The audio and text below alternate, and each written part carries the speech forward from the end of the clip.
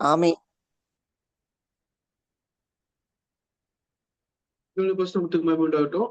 இன்னைக்கால நம்ம பார்க்க போற ஒரு தலைப்பு என்ன அப்படின்னா, ப்ராமிஸ் ஓத், இல்லைன்னா அதை எப்படி சொல்லலாம்னா, ஒரு ஒப்பந்தம், ஒரு நம்பிக்கை கொடுக்கக்கூடிய வார்த்தை. இதை பத்தி தான் நம்ம படிக்க போறோம். இந்த நம்பிக்கை கொடுக்கக்கூடிய வார்த்தை, இல்லைன்னா ஒரு சத்தியம் பண்ணுதல், இல்லைன்னா ஒரு ஒப்பந்தம் பண்ணுதல், இதை பத்தி படிக்கணும்னு சொன்னா, இது ஒரு உண்மையை பேசுவதற்காக அல்லது ஒரு விஷயத்தை செஞ்சு கொடுக்குறேன் அப்படிங்கிற நம்பிக்கை கொடுப்பதற்காக செய்யப்படக்கூடிய ஒரு விஷயம். இது நிறைவேற்றப்பட வேண்டிய ஒரு விஷயம். நான் இதை உங்களுக்கு செய்யறேன் அப்படின்னு சொல்லி சொன்னா அதை செஞ்சு கொடுக்கணும். அது நிறைய வகையில இருக்கலாம். அவங்களுக்கு இதை செஞ்சு தரேன், அதை செஞ்சு தரேன் அப்படின்னு நம்ம பேசுறாங்க. எல்லாத்தையும் செஞ்சு கொடுக்கறது. ஒரு ஒரு சில நேரம் 2 நபர்களுக்கு இடையில ஒரு கிணத்துல தண்ணியை பகிர்ந்து கொள்றதுக்கு ஒரு ஒப்பந்தம் போடுவாங்க. சரி, நீங்க இப்ப எடுத்துக்கோங்க, நான் இந்த டைம்ல எடுத்துக்கிறேன் அப்படின்னு சொல்லி. அது ஒரு ஒப்பந்தம். இல்ல ஒரு 2 நிலத்துக்கு இடையில இருக்கக்கூடிய பாதைய அவங்க ஷேர் பண்ணிக்குவாங்க. அந்த பாதையை ஷேர் பண்ணும்போது இந்த அஹ், இடையில அவங்க 2 பேத்துக்கு இடையில போடப்படுற ஒரு சில விஷயங்கள், ஒப்பந்தங்கள். இத நான் காசு கொடுத்து வாங்கினேன், இதை நீங்களும் உபயோகிச்சுக்கோங்க, நானும் உபயோகிச்சுக்கிறேன் அப்படின்னு சொல்லி ஒரு சிலர் ஒப்பந்தம் போடுவாங்க. இந்த மாதிரி நிறைய ஒப்பந்தங்கள் நிறைய பார்க்கிறோம். ஒரு gift கொடுக்கறதுல ஒப்பந்தங்களை பார்க்கிறோம். ஒரு சில இடத்துல என்ன செய்வாங்கன்னா ஃப்ரீயா கொடுத்துருவாங்க, வச்சுக்கோங்க அப்படின்னு சொல்லிட்டு. நேத்து நம்ம பிரசங்கத்துல கேட்டோம். அவர் அவனுக்கு ஃப்ரீயா கொடுக்க ட்ரை பண்றாங்க. அவர் வேண்டாம் அப்படின்னு சொல்லி சொல்றாரு. ஒருவேளை அப்படி ஃப்ரீயா கொடுத்திருந்தா அந்த எத்தனை நாள், எத்தனை வருஷம் வரைக்கும் அது ஃப்ரீ அப்படிங்கிறது நம்மளுக்கு தெரியாது. அதை நீங்க உபயோகிச்சுக்கொள்ளுங்க அப்படின்னு சொல்லி கொடுக்குற ஒரு விஷயங்களை எப்படி பார்க்கலாம். அப்போ ஒரு ப்ராமிஸோ ஒரு ஒப்பந்தமோ அது போட்டா அது எத்தனை நாள் வரைக்கும் வேலிடா இருக்கும்? கேள்வி. அது எத்தனை நாள் வரைக்கும் வேலிடா இருக்கும்?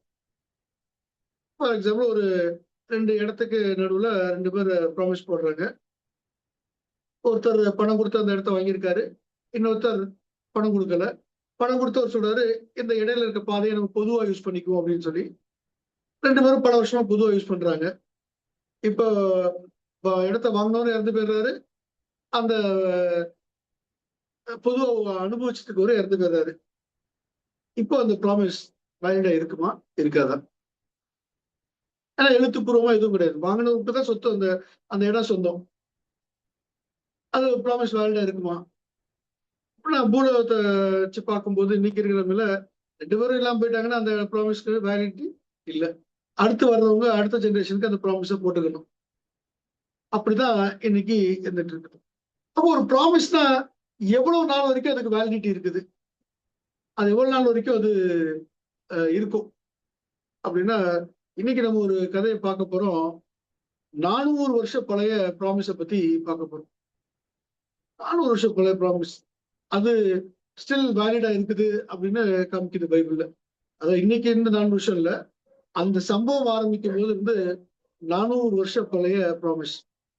2 சாமுவேல் புஸ்தகம் 21ஆம் அதிகாரத்துல தாவீது நாட்கள்ல பார்க்குற முதல் வருஷம் 3 வருஷம் பஞ்சம் இருக்குது. என்ன அப்படின்னு சொல்லி கர்த்தர்ட்ட கேட்டா, கிபியோனரை கொன்ற சவுலுக்காக இந்த இரத்த பிரியரான அவன் வீட்டாருக்காக இது உண்டாயிட்டு அப்படின்னு சொல்லி சொல்றாரு.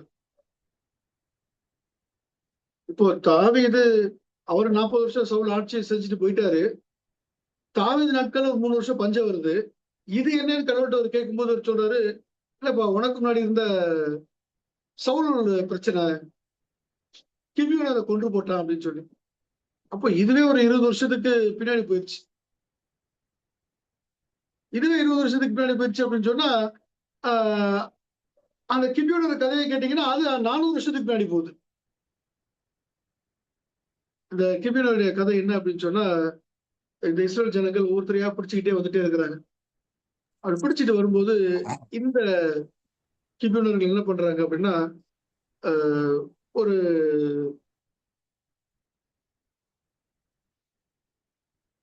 ஒரு மாறு வேஷம் போட்டு பழைய ரொட்டிகள், பழைய ட்ரெஸ் எல்லாம் போட்டு முதிர்ந்து வரோம் அப்படின்னு சொல்லி உங்கள்ட்ட ப்ராமிஸ் பண்றோம், உங்களோட ஒப்பந்தம் பண்ணிக்கணும், எங்களை அழிச்சிடாதீங்க அப்படின்னு சொல்லி பேசுறாங்க. அந்த சம்பவங்கள்லாம் உங்களுக்கு நல்லா தெரியும். அப்படி பேசிட்டு இருக்கும்போது யோசுவா என்ன செய்றாருன்னா, கடவுள்கிட்ட கேட்கல, யார்ட்டையும் கேட்கல, திடீர்னு ஒரு ப்ராமிஸ குடுத்துறாரு. அப்போ கிபியோனின் குடிகளில் ஏவியரை தவிர ஒரு பட்டணம் இஸ்ரவேல் புத்திரரோடு சமாதானம் பண்ணவில்லை. மற்ற எல்லா பட்டணங்களையும் யுத்தம் பண்ணி பிடித்தார்கள். அப்ப இந்த பட்டணத்தை என்ன செஞ்சாங்க? யோசுவா அவரோட சமாதானம் பண்ணி 15ஆம் வசனம். யோசுவா 9 அதிகாரம் 15ஆம் வசனம். அவர்களை உயிரோட காப்பாற்றவும் உடன்படிக்கை அவர்களோட பண்ணினான். அதற்காக சபையின் பிரபுக்கள் அவர்களுக்கு ஆணையிட்டு கொடுத்தார்கள். அப்போ இந்த கிபியோனர்களை உயிரோட வைக்கிறதுக்கு யோசுவாவும் அந்த சபையின் பிரபுக்களும் ப்ராமிஸ் பண்ணி கொடுக்குறாங்க. ஆணையிட்டு கொடுக்கிறது. நாங்க உங்களை அழிக்க மாட்டோம். அப்புறம் தெரிய வருது இவங்க ஏமாத்து வேலை பண்ணி வந்துட்டாங்க அப்படின்னு சொல்லி. அப்புறம் சொன்னாங்க, சரி இவங்களை அழிக்கிறது இல்ல. ஏன் அழிக்கிறது இல்லை அப்படின்னா நாங்க ப்ராமிஸ் பண்ணிட்டோம். அதனால அவங்க என்ன செய்யணும் அப்படின்னா, அந்த 19, 20, 21 வசனம் வாசிக்கிறேன். அப்பொழுது சகல பிரபுக்களும் சபையார் யாவரையும் நோக்கி, நாங்கள் இஸ்ரவேல் தேவனாகிய கர்த்தரின் பேரில் அவர்களுக்கு ஆணையிட்டு கொடுத்தோம். ஆதலால் அவர்களை நாம் தொடக்கூடாது. கடும் கோபம் வராதபடிக்கு நாம் அவர்கள்கிட்ட ஆணை நிமித்தம் நாம் அவர்களை உயிரோட வைத்து அவர்களுக்கு ஒன்று செய்வோம். பிரபுக்களாகிய நாங்கள் அவர்களுக்கு சொன்னபடியே அவர்கள் உயிரோடு இருந்து சபையார் எல்லாருக்கும் விரைவெற்றவர்களாகவும் தண்ணீர் எடுக்கிறவர்களாகவும் இருக்க கிடவார்கள். அப்ப என்ன செய்யறாங்க அப்படின்னா, நம்ம கர்த்தரின் பேர்ல இந்த ஆணையை கொடுத்துட்டோம். கர்த்தரின் பேர்ல இவங்களுக்கு ஒரு ஒப்பந்தத்தை பண்ணிட்டோம், உங்களை அழிக்க மாட்டோம்னு சொல்லி. அதை மீறக்கூடாது. அதை மீறினா கடும் கோபம் நம்ம மேல் வரும். யாருடைய கோபம்? கடவுளுடைய கோபம். அதனால நம்ம நினைச்சுக்குவோம், இவங்களை உயிரோட வச்சிருவோம், அவங்களை விரை வெட்டுறதுக்கு தண்ணி எடுக்கிறதுக்கு நினைச்சுக்குவோம், பயன்படுத்திக்குவோம் அப்படின்னு சொல்லி சொல்றாங்க.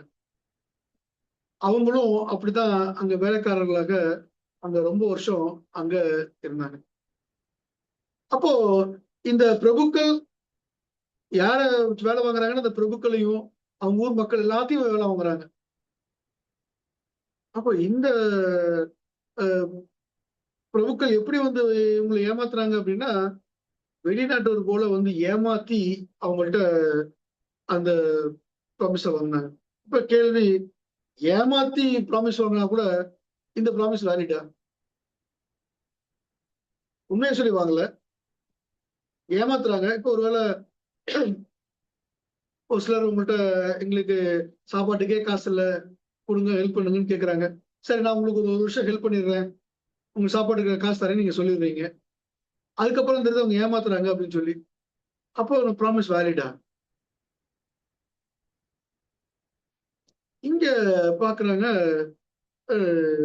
ஏமாத்துனா கூட நான் கர்த்தரின் பேர்ல ஆணையிட்டதுனால, நாங்க எல்லாம் சேர்ந்து கர்த்தரின் பேர்ல ஆணையிட்டு உங்களுக்கு செய்வோம்னு சொல்லிட்டோம், அதனால அது கட்டுரையாகும். அந்த ப்ராமிஸ மாத்த முடியாது. சரி, இப்ப இப்ப இன்னும் அடுத்த கேள்வி, ஏற்கனவே கேட்ட கேள்விதான். இது எத்தனை நாள் வரைக்கும் நீடிக்கும்? யோசுவா அந்த பிரபுக்கள் ப்ராமிஸ் பண்ணியிருக்காங்க, அப்ப இவங்க இருக்கிற வரைக்கும் அப்படின்னா இல்ல. தேவன் கணக்கு கேட்கிறாரு, 400 வருஷம் கழிச்சு கணக்கு கேட்கிறாரு. அப்ப ப்ராமிஸ் 400 வருஷம் வரைக்கும் அப்படின்னு சொல்லி பார்த்தா இல்ல, அந்த ஜனங்கள் இருக்கிற வரைக்கும், இஸ்ரேல் ஜனங்கள் இருக்கிற வரைக்கும்.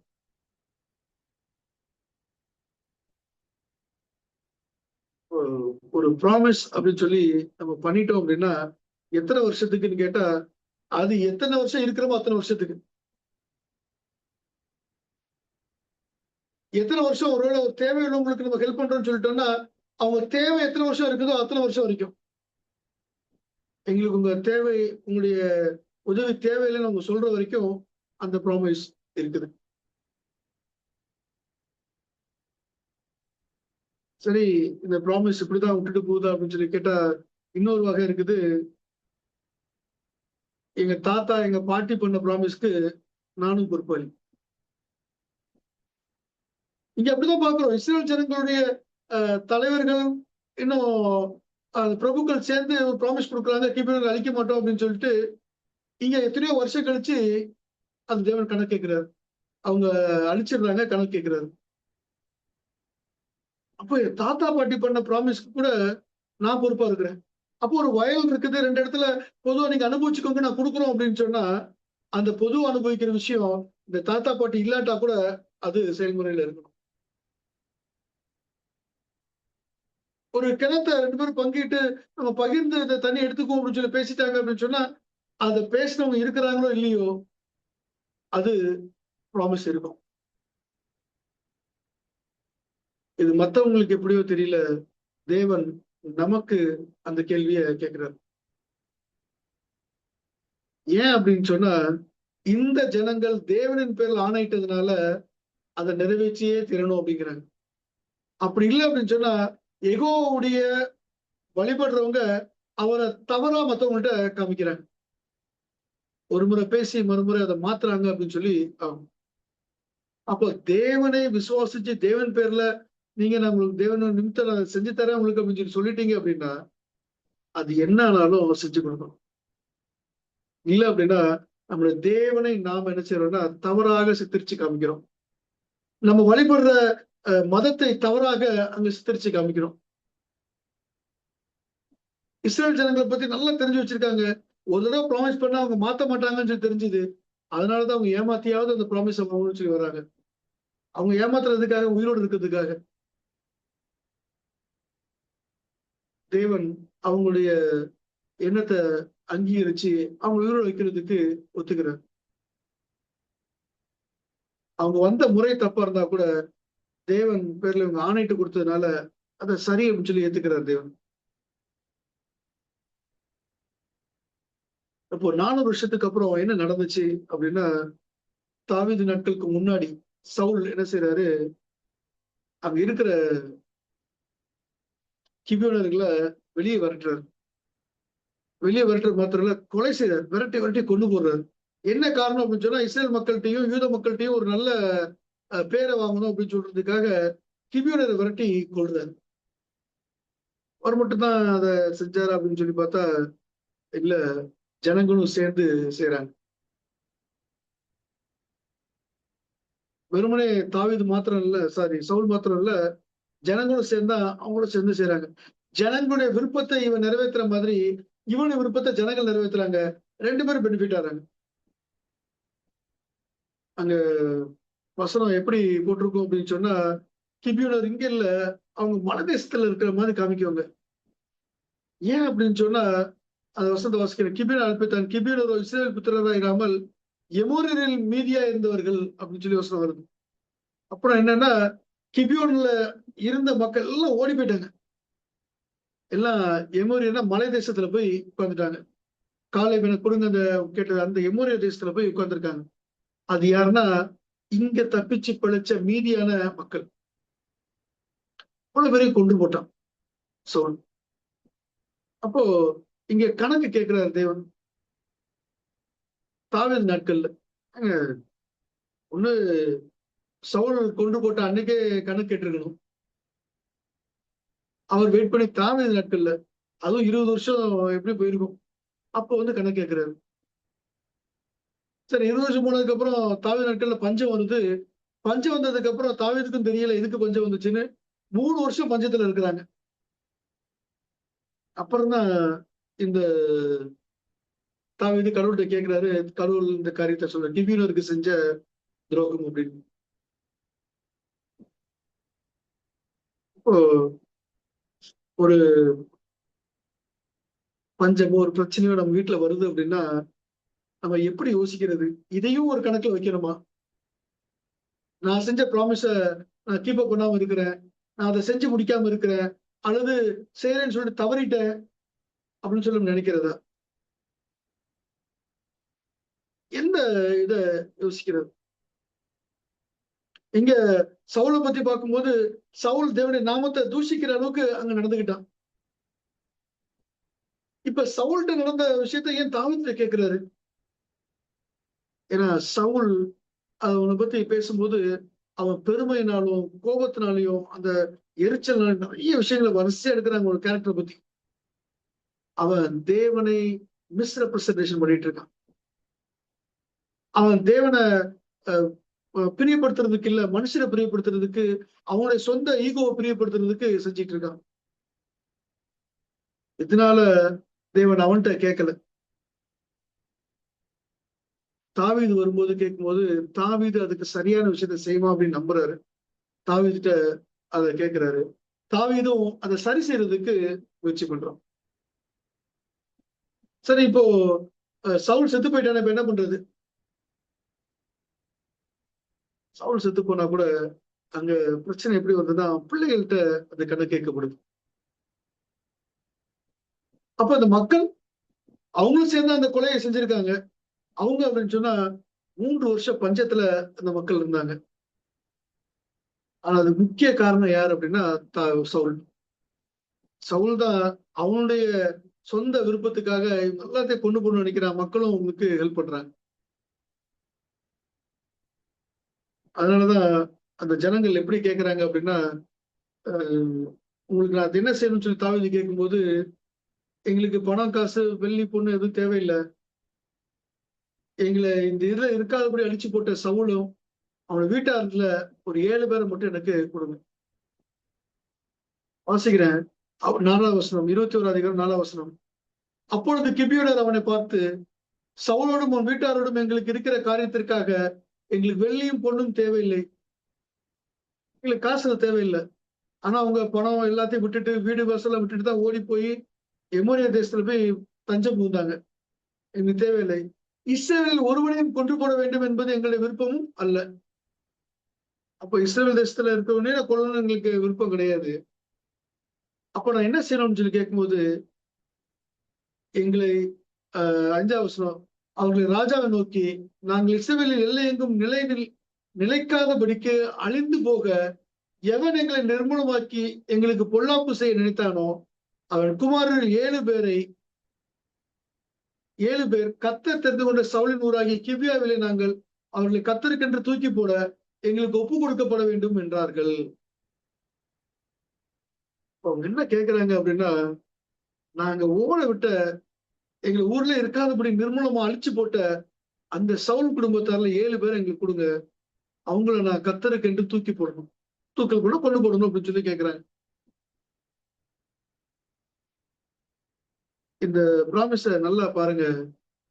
எங்கேயோ எப்பவோ பண்ண ப்ராமிஸ். தேவன் இங்க சவுல்கிட்ட கணக்கு கேட்கிறது. அவன் அதை மீறிட்டு போயிடுறான். அவனுக்கும் அது பிரச்சனை இருந்துச்சு. குடும்பத்தார்ல இப்ப 7 பேர் செத்து போறாங்க. இப்போ ப்ராமிஸ் அப்படிங்கிறது சாதாரண வார்த்தை கிடையாது. ஒன்ஸ் நம்ம அதை வாயிலிருந்து வெளில வந்துருச்சு அப்படின்னா அதை நிறைவேற்றி தீரணும். அது என் தகப்பன் செஞ்சாலும் சரி, தாத்தா செஞ்சாலும் சரி, அதை செய்யலன்னு சொல்லி ஒரு எண்ணம் இருந்துச்சுன்னா நம்ம அதை செஞ்சு தீர்த்தணும். இப்போ அவங்க கேக்குறாங்க, எங்களுக்கு நீங்க கொடுங்க அப்படின்னு சொல்லி. இப்போ தாவீது தேவன்கிட்ட கேட்கிறான்னு சொல்லி பார்த்தா தாவீது தேவன்கிட்ட கேட்கல.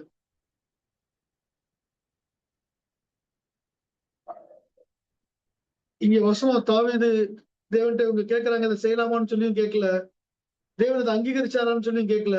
ஆனா கடைசியில சொல்லுது அந்த வாதை நின்று போச்சு, பஞ்சம் நின்றுச்சு. அப்போ தேவன் அங்கீகரிச்சது போல இங்க தெரியுது. என்ன சார்னா இந்த இத நாளைக்கு தொடர்ந்து நம்ம படிக்கலாம். அப்போ ஒரு ப்ராமிஸ, ஒரு ஆணைய, ஒரு நம்பிக்கை கொடுக்கும் வார்த்தைய, அல்லது ஒருத்தருக்கு கொடுத்த ஒரு பொருத்தனைய நம்ம மீறது தவறு. அது எத்தனை வருஷம் கழிச்சினாலும் தேவன் அதுல கணக்கு கேட்க போறாரு. இங்க நம்ம பார்த்தது 400 வருஷம் கழிச்சு கணக்கு கேட்கக்கூடிய ஒரு விஷயத்த. நம்மளுக்கு 400 வருஷம் பின்னாடி என்ன நடக்குன்னு சொல்லி தெரியறது இல்லை, நடந்துச்சுன்னு சொல்லி தெரியறது இல்லை. ஆனா தெரிஞ்ச வரைக்கும் ஒருவேளை உங்களுக்கு அது தெரிஞ்சிருந்துச்சு அப்படின்னு சொன்னா அதை சரிப்படுத்துறதுக்கு நம்ம முயற்சி பண்ணுவோம். நாளைக்கு நம்ம பார்ப்போம். தேவன் நம்ம கொடுத்த